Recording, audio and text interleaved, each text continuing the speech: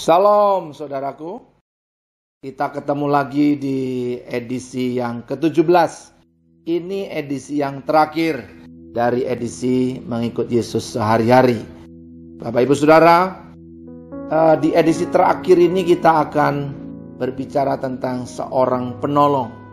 Kalau kemarin kita berbicara tentang orang yang hidup tanpa Roh Kudus, berarti hidup tanpa penolong. Orang Kristen yang membedakan dengan orang-orang yang lain atau pengikut Kristus dibedakan dengan semua yang lain, kepercayaan dan agama adalah ketika seseorang itu berjalan dalam pertolongan Tuhan sendiri yang menyertainya. Tuhan berkata begini, ketika kita sudah menerima Kristus di dalam hidup kita, kita sudah menerima kasih Tuhan, kita adalah anak Allah, dan dengan kasih itu kita mengasihi Tuhan. Di dalam Yohanes 14 ayat 15 berkata begini, "Jikalau kamu mengasihi aku, kamu akan melakukan perintah-perintahku." Saudara yang Tuhan kasihi, kalau kita mengasihi Tuhan, kita akan melakukan perintah-perintahnya, melakukan firman-Nya, perkataannya, melakukan kehendak Tuhan. Jadi orang Kristen tidak bebas sembarang-sembarang hidupnya. Ya, ada yang berkata, yang penting sudah percaya Yesus selamat. Sekali selamat tetap selamat. Saya tidak mau membicarakan tentang persepsi dan perbedaan pandangan teologis. Tetapi Alkitab dengan jelas sekali mengajar kepada kita. Kalau kita tidak melakukan kehendak-Nya, hanya berseru Tuhan, Tuhan, kita tidak bisa masuk surga. Kita tidak melihat kerajaan Allah. Kita tidak mendapat bagian di dalam kerajaan-Nya. Artinya kita memang belum dilahirkan kembali. Nah, kalau kita mengasihi Tuhan, kita melakukan perintah-Nya, maka Tuhan di ayat 16 akan memberikan seorang penolong yang lain kepada kita. Ingat, seorang penolong yang lain. Tuhan tidak membiarkan kita sendirian. Tuhan tidak membiarkan kita yatim piatu. Jadi saudara tidak pernah sendirian. Termasuk yang kita bahas, ibu-ibu single parent, bapak-bapak yang sendirian juga, engkau yang sudah tidak diingat lagi oleh siapapun, ayah ibumu menolak engkau, tapi Tuhan menyambut engkau. Tidak pernah kita sendiri. Ya, ayat ini berkata dengan jelas kepada kita. Ya, pada ayat yang ke-16, aku akan minta kepada Bapa dan Ia akan memberikan kepadamu seorang penolong yang lain, supaya Ia menyertai kamu selama-lamanya. Wow, menyertai kita selama-lamanya. Saudara, kita punya seorang penolong. Kita punya seseorang yang menggantikan Yesus yang pergi kepada Bapa, naik ke surga. Jadi satu-satunya kepercayaan, pengiringan kepada Kristus, itu yang membedakan dengan semua yang lain. Yang lain yang berusaha dengan kekuatan sendiri, berusaha berbuat baik, berusaha beramal, berusaha melakukan kehendak Tuhan. Tapi kita tidak. Kita punya seorang penolong yang lain. Jadi tidak boleh orang Kristen hidup tanpa Roh Kudus. Kecuali saudara memang belum menjadikan Yesus Tuhan dan Juru Selamat. Engkau belum dilahirkan kembali. Siapa Roh Kudus itu? Yaitu Roh kebenaran. Dunia tidak dapat menerima Dia, sebab dunia tidak melihat Dia dan tidak mengenal Dia. Dunia, Kristen duniawi tidak akan melihat, tidak akan kenal, tidak tahu. Anda masih ingat orang-orang di Efesus belum tahu Roh Kudus, sekalipun mereka sudah percaya kepada Yesus. Ya, ketika Rasul Paulus memberitakannya, barulah mereka mengenal Roh Kudus dan mereka dibaptis oleh Roh Kudus, dipenuhi Roh Kudus. Demikian juga orang-orang Samaria. Sampai kemudian Petrus dan Yohanes datang, Mereka kemudian dipenuhi Roh Kudus, dibaptis dengan Roh Kudus. Saudara, ini sesuatu hal yang luar biasa.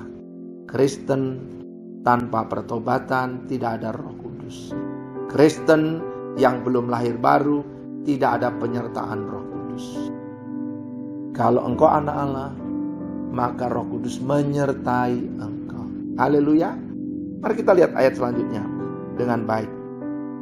Tetapi kamu mengenal Dia, sebab Ia menyertai kamu dan akan diam di dalam kamu. Haleluya. Dia akan diam. Siapa yang akan diam di dalam kita? Roh Kudus. Bukankah bagian yang lain Alkitab berkata, tidak tahukah kamu bahwa tubuhmu adalah bait Roh Kudus, rumah Roh Kudus, tempat kediaman Roh Kudus. Ketika kita membuka hidup kita bagi Tuhan Yesus untuk menjadi Tuhan dan Juru Selamat kita, ini tubuh bukan milik kita lagi, tapi milik Kristus. Saudara, jangan lupa, setiap kali saudara melanjutkan kebenaran ini, hidup dalam pertumbuhan rohani, selalu ingat dasarnya. Kalau saudara tidak punya dasar, tidak akan diakui. Masih ingat ya? Jadi jangan pernah melupakan dasar pertobatan saudara. Dasar kekristenan saudara untuk mengenal Tuhan dan menerima Kristus. Dasar saudara menjadi anak Allah. Tidak boleh, bukan karena engkau anaknya orang Kristen, bukan karena engkau lahir di daerah Kristen, di negara Kristen, di kampung Kristen, di keluarga Kristen. Tidak. Karena engkau lahir kembali. Lahir baru. Yang lama sudah berlalu, sesungguhnya yang baru sudah datang. Engkau diberi kuasa sebagai anak-anak Allah. Maka engkau diberi Roh Kudus. Engkau bukan dari dunia ini, tapi engkau diutus ke dalam dunia ini. Sama seperti Yesus Kristus Tuhan kita diutus oleh Bapa, kemudian kita diutus oleh Tuhan Yesus untuk melakukan pekerjaannya, menyelesaikan pekerjaannya. Kalau Tuhan Yesus pernah berkata, makananku ialah melakukan kehendak Dia yang mengutus aku, sekarang sama. Makananku adalah menyelesaikan kehendak Tuhan Yesus yang mengutus aku ke dalam dunia. Haleluya. Dia sudah memberikan firman-Nya kepada kita. Kita terima, kita baca tiap hari, kita renungkan siang dan malam, kita perkatakan, merupakan perkataan-perkataan kita untuk menghadapi segala persoalan apapun, karena ini perkataan yang hidup dan penuh kuasa. Perkataan yang membangun, perkataan yang menyembuhkan, membawa semangat yang baru, memulihkan. Perkataan yang mengampuni, menyelamatkan seseorang, membawa seseorang kepada Kristus. Haleluya. Saudara, ini berbeda. Tidak sama ketika engkau memiliki Roh Kudus di dalam dirimu. Aku tidak akan meninggalkan kamu sebagai yatim piatu. Aku datang kembali kepadamu. Saudara, menjadi yatim piatu tidak enak. Saya menjadi yatim saja tidak enak. Tidak punya bapak tidak enak. Apalagi tidak punya bapak dan ibu. Tapi Tuhan Yesus menjadi Bapa kita. Dia memberikan Roh penolong, Roh Kudus yang akan menolong kita dalam segala sesuatu. Dia akan menghibur kita waktu kita susah, waktu kita dalam tekanan, waktu kita frustasi, waktu kita menghadapi persoalan-persoalan. Di ayat yang ke-26 mari kita lihat. Saudara, dikatakan begini ayat 26. Tetapi penghibur, yaitu Roh Kudus yang akan diutus Bapa dalam namaku, Dialah yang akan mengajarkan segala sesuatu. Wow, mengajarkan segala sesuatu kepadamu dan akan mengingatkan kamu akan semua yang telah kukatakan kepadamu. Jadi firman ini akan diingatkan kembali, disegarkan, diwahyukan, dicerahkan, dinyatakan, disuarakan kembali. Saudara, kalau kita diberi Roh Kudus, Roh yang akan menyertai kita, menolong, menghibur. Kemudian kita mempercayai satu keyakinan bahwa Tuhan sudah tidak berbicara lagi sejak Alkitab ini tutup. Sangat bertentangan tentunya, tapi saya tidak mau berdebat soal itu. Karena saya sudah 32 tahun lahir baru dan 30 tahun saya melayani penuh.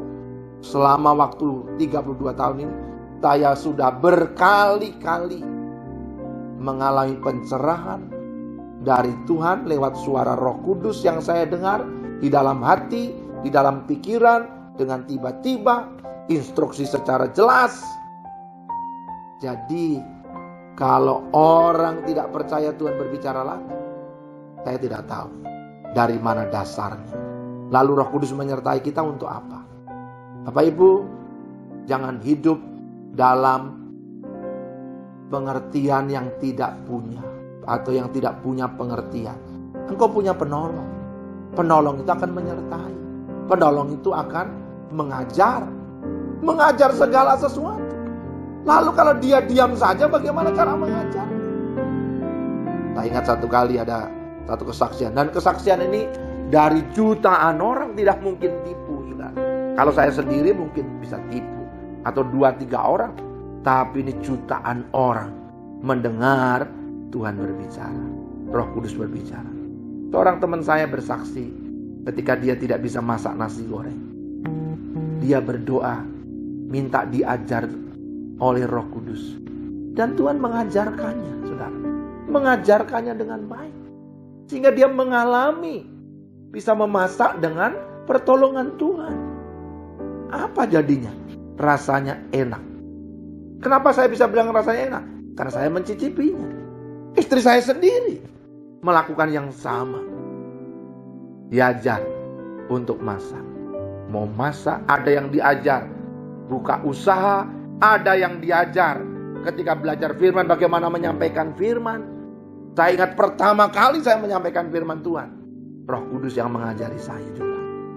Saudara, ada banyak hal, kesaksian-kesaksian seperti itu. Jadi kalau Bapak Ibu belum pernah mendengar suara Tuhan, rendahkanlah dirimu. Jangan saudara percaya kepada Allah yang mati, yang bisu, yang tidak bisa berbicara. Alkitab ini memang sudah berhenti. Kita tidak mungkin bisa nulis Alkitab lagi. Sudah selesai kewahyuan Tuhan untuk itu. Tapi untuk hal yang lain, Dia masih menyertaimu, masih menyertaiku. Mari kita lihat lagi di dalam Yohanes pasal yang ke-16 ayat yang ke-13. Tetapi apabila Ia datang, yaitu Roh kebenaran, Ia akan memimpin kamu ke dalam seluruh kebenaran. Bagaimana mungkin Roh Kudus, Roh kebenaran ini akan memimpin kita ke dalam seluruh kebenaran kalau Dia tidak menyapa kita, tidak berbicara, tidak mendorong, Dia tidak memberikan satu pencerahan atau pewahyuan.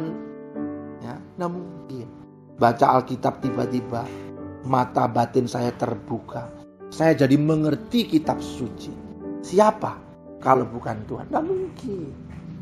Tapi kalau ada orang membuat Alkitab baru, nah itu baru. Tidak betul. Atau yang disampaikan bertentangan dengan isi firman Tuhan dari Kejadian sampai Wahyu, nah itu tidak betul.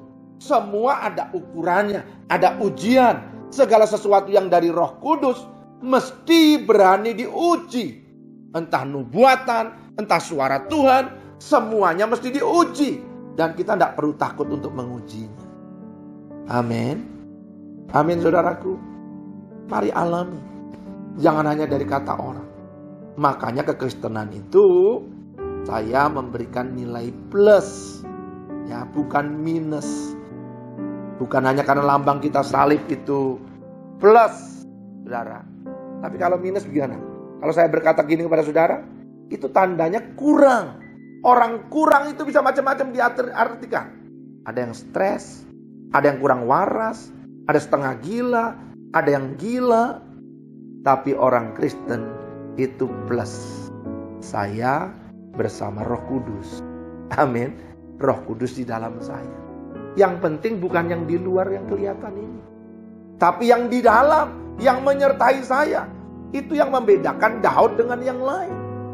Itu yang membuat Daud berbeda. Menghadapi Goliat yang besar, dia tidak takut. Kenapa? Dia tahu yang menyertai. Makanya ketika Daud jatuh dalam dosa, dia hanya minta sama Tuhan, jangan ambil rohmu dari Tuhan.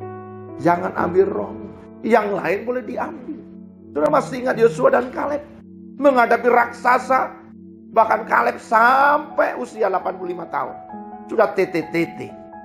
Tapi memimpin peperangan suku Yehuda untuk merebut Hebron. Di mana suku raksasa, orang enak ada di sana. Saudara, dan dalam sejarah terbukti Kaleb mengalahkan orang enak. Apakah karena dia hebat? Bukan. Karena Tuhan menyertai Kaleb. Dia pegang janji Tuhan. Roh Tuhan ada pada Kaleb. Itu yang membuat kita berbeda. Ketika engkau diberi kepercayaan dalam pekerjaan di dunia, di pekerjaanmu apa saja, jangan berkata tidak atau tidak bisa. Bersama Yesus kita lakukan perkara-perkara besar. Bukan percaya diri, tapi percaya Yesus, percaya Tuhan. Dia memberikan seorang penolong yang akan mengajarimu segala sesuatu. Ketika diberi kepercayaan baru, jabatan baru, pekerjaan baru, sesuatu yang penuh dengan tantangan, jangan pernah takut. Haleluya. Jangan pernah takut. Dalam hidup saya berkali-kali saya diberi kepercayaan yang baru. Ketika saya untuk pertama kali menggembalakan, saya ini kepercayaan baru. Dan latar belakang saja, saya punya latar belakang background pendidikan, bukan pastoral, tapi misi. Tapi Tuhan ngajari bagaimana jadi seorang gembala. Ketika saya harus memimpin sebuah instansi, memimpin satu sekolah, saya tidak punya pengalaman. Tapi Tuhan menyertai saya. Dia mengajar saya bagaimana memimpin. Apa yang terjadi? Sekolah itu dalam kepemimpinan saya di tahun pertama menghasilkan lulusan terbaik. 25 anak bisa diterima tanpa tes di sekolah-sekolah negeri. Itu sekolah yang dianggap paling rendah di Wamena, SMA Kristen Wamena. Saudara-saudaraku, tapi kemudian Tuhan membalikkan. Sekolah yang tidak dianggap ini mulai ditolong Tuhan. Apakah saya hebat? Bukan. Karena Tuhan yang hebat. Masih ada saksinya. Ini bukan cerita omong kosong. Mari, dalam segala hal, saudara akan ditolong. Ketika engkau punya usaha baru, engkau diterima di satu pekerjaan baru. Ketika engkau mau menikah, engkau tidak punya pengalaman. Menikah bagaimana memimpin keluarga, bagaimana mendampingi suami. Tapi ingat saudaraku, engkau punya penolong yang akan mengajarimu segala sesuatu. Bagaimana tunduk kepada suami, ibu-ibu. Mintalah Roh Kudus menolongmu, mengajarimu. Bapak-bapak, jadilah suami yang bertanggung jawab. Jadi imam, jadi nabi, jadi raja. Gimana caranya? Minta Roh penolong yang akan mengajarkan segala sesuatu. Minta Roh Kudus.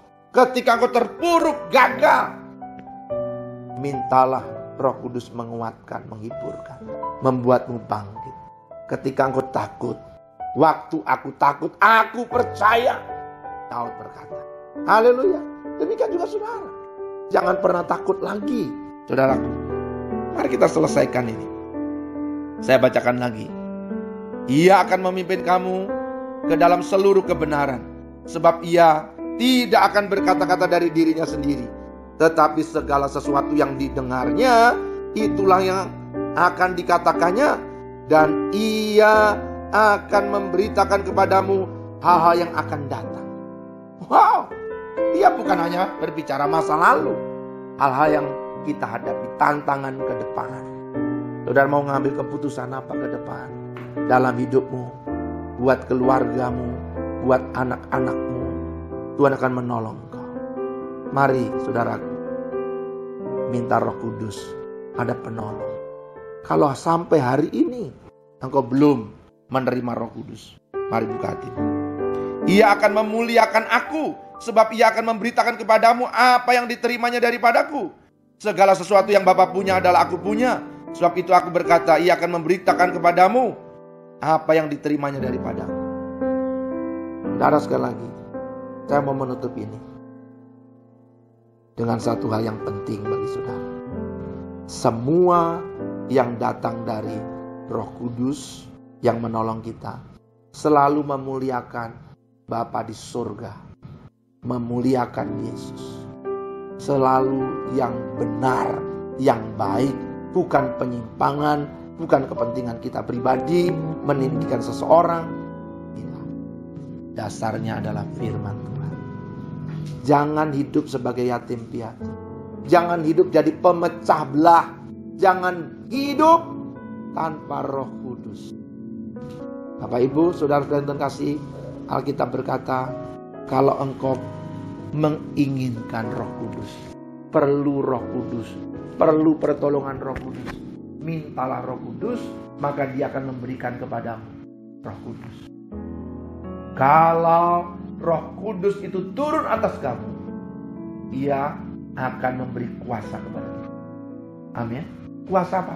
Untuk menjadi saksi, mulai dari Yerusalem, Yudea, Samaria, sampai ke ujung bumi. Itu yang membuat saya menyerahkan hidup kepada Tuhan dan melayani. Saya tidak sendirian. Saya pernah ada di tengah-tengah hutan, di tengah-tengah kampung, menghadapi berbagai macam bahaya, menghadapi berbagai macam ancaman pembunuhan, pengusiran, dan macam-macam. Tapi waktu aku takut, aku percaya, dan Roh Kudus menolong aku. Dalam kemelut di tengah-tengah keluargaku, Roh Kudus menolong aku. Bagaimana aku mengatasi anak-anakku, Roh Kudus menolong aku. Bagaimana aku mengatur pelayananku, Roh Kudus menolong aku. Bagaimana aku mengatasi kesehatan tubuhku, Roh Kudus menolong aku. Haleluya. Haleluya, Bapak Ibu Saudara. Saya tutup dengan satu kesaksian. Karena ini edisi terakhir, mungkin agak panjang sedikit, tidak apa-apa ya saudara. Nah, saya ingat rambut saya ini saudara. Sejak saya masih SMA, ini tipis sekali rambut saya. Dan saya ini juga tidak punya kumis. Kumis saya hanya ujung-ujung. Saudara, apa yang saya lakukan? Tuhan mengajari saya untuk berkata-kata kepada rambut. Diperkatakan kepada kumis. Saudara, tumbuh. Akhirnya kumis saya ini lengkap. Sekarang saya hilangkan karena sudah mulai banyak yang putih, saudara. Nah, rambut saya sampai sekarang, puji Tuhan, kapan itu sudah mulai sedikit ada mengkilau. Saya perkatakan, saya doakan, saya kasih sedikit untuk rambut. Puji Tuhan, kebalan. Tuhan itu baik. Amin. Saya bisa bersaksi tentang hal yang lain. Saya hidup tidak sendirian, bersama Roh Kudus. Saya punya seorang penolong. Saya punya pengajar. Saya punya penghibur. Saya punya pemimpin yang akan memimpin saya ke dalam seluruh kebenaran untuk mengakhiri pertandingan saya dengan baik, untuk mencapai garis akhir, memelihara iman, dan akhirnya aku terima mahkota kebenaran dari Tuhan Yesus yang aku layani. Haleluya. Saudaraku, mari terus mengalami kasih karunia Tuhan, mengalami penyertaan Tuhan dalam kehidupanmu sehari-hari. Ikutlah Tuhan terus. Bagi saudara yang belum percaya kepada Tuhan, belum menerima Roh Kudus, buka hati. Dengan iman kau berkata, Tuhan, aku membuka hati. Masuklah dalam hatiku, jadi Tuhan dan Juru Selamat. Penuhi aku dengan Roh Kudus-Mu. Pimpin aku ke dalam seluruh kebenaran, sampai yang kau kehendaki digenapi dalam hidup. Dalam nama Yesus, Tuhan memberkati semua saudara yang mengikuti seluruh video ini. Dari edisi pertama sampai terakhir ini, jadilah pengikut Yesus dalam kehidupanmu sehari-hari. Tuhan memberkati sampai di edisi yang lain. Haleluya. Amin.